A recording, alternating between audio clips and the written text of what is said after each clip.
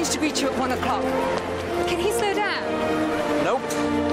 Come on!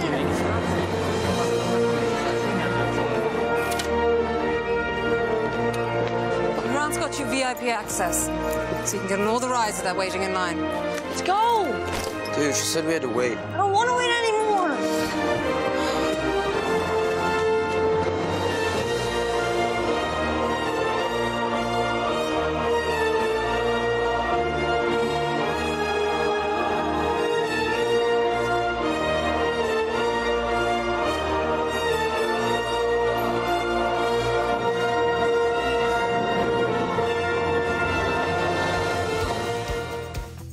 Salut à toutes et à tous et merci de regarder Sans Condition. Et aujourd'hui nous allons nous intéresser à un film culte. J'ai nommé Jurassic World. Quoi? Et oui désolé, aujourd'hui nous allons nous intéresser à Jurassic World, réalisé en 2015 par Colin Trevorrow. Mais avant d'aller plus loin, j'aimerais vous faire une petite lecture du résumé. L'Indominus Rex, un dinosaure génétiquement modifié, pure création de la scientifique Claire Dearing, sème la terreur dans le fameux parc d'attractions. Les espoirs de mettre fin à cette menace reptilienne se portent alors sur le dresseur de raptors Owen Grady et sa cool attitude. Bon. Par où commencer? D'une, Claire ne connaît pas le code génétique de l'Indominus, donc c'est pas elle qui l'a créé. 2. Les dinosaures sont plus proches des oiseaux que des reptiles, donc menace reptilienne, non. Et surtout, 3. Sa cool attitude. Qui, dans cet univers, utilise cette expression? Donc je vais refaire un résumé, parce que celui-ci est complètement pourri. Le rêve de John Hammond est enfin réalisé. Jurassic World a ouvert ses portes. Mais malheureusement, les dinosaures ne suffisent plus à divertir le public. Oui, les gens sont cons. La direction du parc décide donc de créer un nouveau dinosaure hybride génétiquement modifié, l'Indominus Rex. On appellera ARX. Et devinez quoi, le monstre s'échappe et sème la terreur dans le parc. Mais Owen Grady avec ses raptors Et sa cool attitude. vont se battre contre l'erreur génétique, image de la démesure humaine. Alors, utiliser des chiens dans la police, c'est une bonne idée. Utiliser des raptors pour traquer un dinosaure géant, c'est une connerie. Pourquoi?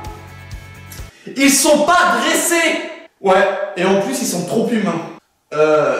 Ouais, mais là c'est pas illogique en fait. Bah oui, un lion élevé en captivité n'aura pas le même comportement qu'un lion sauvage. Mais il y a un moment, faut pas trop abuser non plus.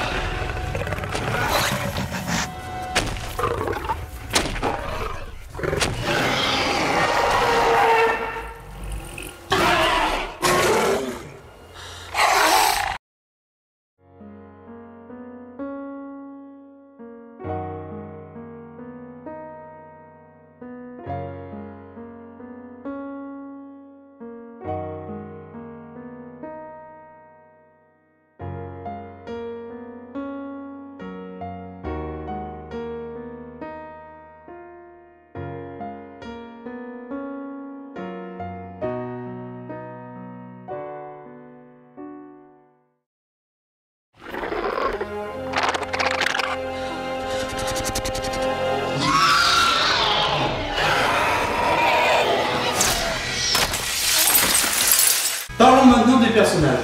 Franchement, ça va. Ils sont pas vides, franchement, ils ont leur petite histoire, on s'attarde pas trop dessus non plus, mais c'est un peu comme le premier Jurassic Park.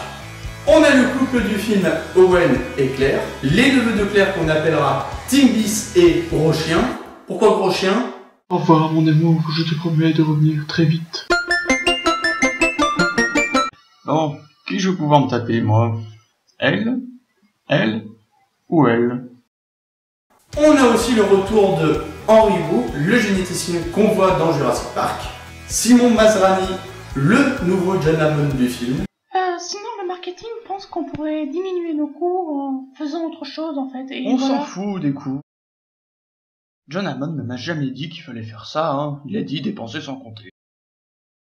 Meilleur patron au monde. Et bien sûr, Omar Sy, que l'on voit pas beaucoup, mais quand même plus que dans X-Men Day of Future Past. Il y a aussi un méchant qui veut se faire du pognon en utilisant les dinosaures comme des armes. Mais selon moi, le vrai méchant du film, c'est l'I-Rex. Un dinosaure hybride, mélange notamment du raptor et du tyrannosaure. L'I-Rex est d'ailleurs sponsorisé par Apple.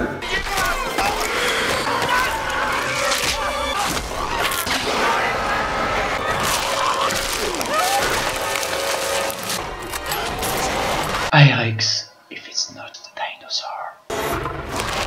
Non, je déconne. Un produit Apple qui déborde d'énergie, puis quoi encore? Franchement, l'Indominus Rex est un dinosaure qui est plutôt bien foutu. Il est terrifiant, il est gros, il est méchant. Ah, c'est un bon monstre, quoi. L'I-Rex possède d'ailleurs quelques capacités comme par exemple disparaître ou détecter les sources de chaleur. Attends, mais c'est un prédateur en fait. Putain, mais t'as raison. D'ailleurs, on apprend que l'I-Rex a été créé par Henry Wu en collaboration avec le méchant du film afin de l'utiliser comme une arme. Attends, mais c'est comme dans Alien en fait. Putain, mais grave. Du coup, il plagie Alien, Predator et Jurassic Park. Non. Alien, Predator, non, c'est juste une coïncidence. Et Jurassic Park, pas du tout, ça n'a rien à voir. Jurassic Park et Jurassic World sont totalement différents. Il y a bien sûr l'idée du progrès scientifique qui n'est pas contrôlé par les êtres humains, mais on n'a pas les mêmes personnages ni la même intrigue. D'ailleurs, ce film est plus un hommage au film réalisé par Steven Spielberg en 1993, à savoir Jurassic Park.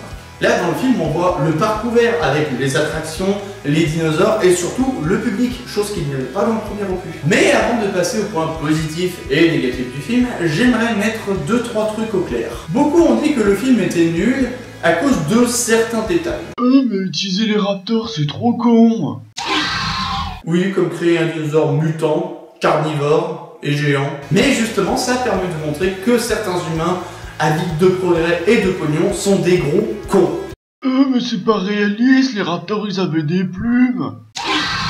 C'est vrai, sauf que, comme le dit Henry Wu, on a toujours colmaté les trous du génome avec les ADN d'autres animaux, et il est vrai que si leur code était pur, beaucoup auraient un aspect différent. Donc c'est normal que les raptors n'aient pas de plumes, parce qu'ils ne sont pas des raptors pur sang. Claire, elle peut pas dépasser un T-Rex avec des talons. Et oui, certains font un gros reproche à Claire. Ouais, elle est rousse. Non, un vrai reproche en fait. Parce que oui, Claire décide de délivrer le vieux tyrannosaure afin qu'il se batte contre l'I-Rex pour le tuer. Et justement, elle réussit à distancer le tyrannosaure alors qu'elle est en talon. Alors oui, si on veut, mais franchement, qui s'en fout? Parce que oui les gars, on s'en branle, c'est un détail. Comme le fait que Denis Nedry regarde une vidéo alors qu'il est en train de parler à quelqu'un en direct dans le premier opus. Vous avez oublié ça, hein?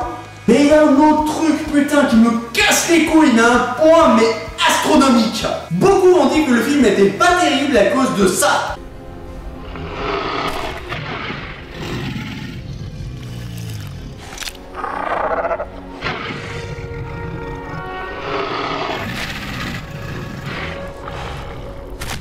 Bon, je suis d'accord pour dire qu'on n'était peut-être pas obligé de faire cette scène-là à la fin du film, mais honnêtement, ça me choque pas plus que ça. Vous voulez savoir pourquoi ça me choque pas plus que ça, en fait? D'une, le T-Rex s'est quand même battu contre l'I-Rex, et il a quand même été pas mal amoché, hein. Donc, ça m'étonne pas plus que ça qu'il ait pas envie de se battre encore après.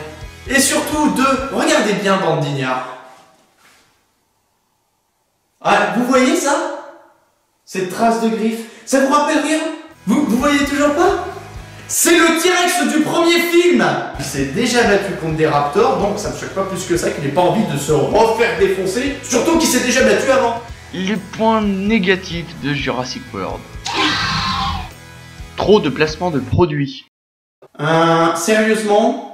Regardez une super voiture. Achète-la, achète-la, achète-la, achète-la. Après une dure journée de boulot, je me bois un petit Coca-Cola. Ah, ça va, c'est bon, ça rajoute un peu de réalité. Non, je trouve que c'est une excuse qui est pas valable. Je veux bien que ça rajoute un peu de réalité, mais il y a un moment, faut arrêter. Scénario parfois bancal.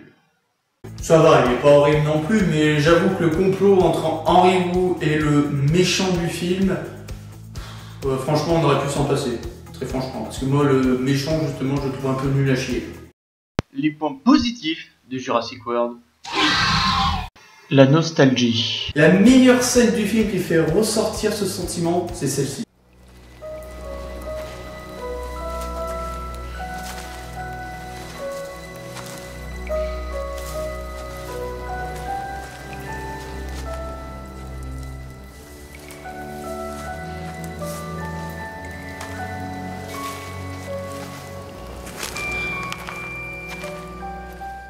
Ma réaction.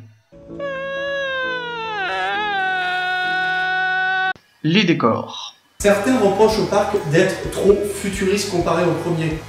Le film se déroule 20 ans après les événements du premier opus, donc c'est normal que le parc soit plus futuriste. Surtout, Jurassic World est ce qu'aurait dû être Jurassic Park, s'il avait fonctionné. Les décors sont par ailleurs sublimes et renvoient à la magie du premier opus. Pour conclure, Jurassic World est une très bonne suite à la saga Jurassic Park. C'est même une bien meilleure suite à mes yeux comparée au troisième. J'accorde donc 4 étoiles à Jurassic World qui est selon moi un très bon hommage à l'œuvre réalisée par Steven Spielberg en 1993. Voilà, ce deuxième épisode de Sans Condition est à présent fini. Vous pouvez d'ailleurs me laisser un commentaire en bas pour me donner des conseils et me proposer un film à critiquer pour le prochain épisode. Merci d'avoir regardé ce deuxième épisode de Sans Condition et je vous dis à bientôt.